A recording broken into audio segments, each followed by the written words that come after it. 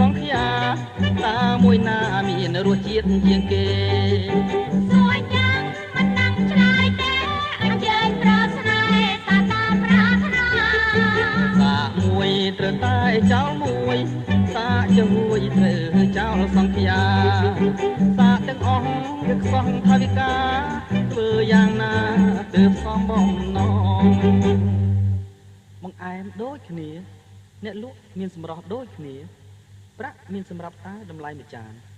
នឹងទិញនាងនេះស្ដាយនាងនោះធ្វើមិនទៅអញ្ចឹង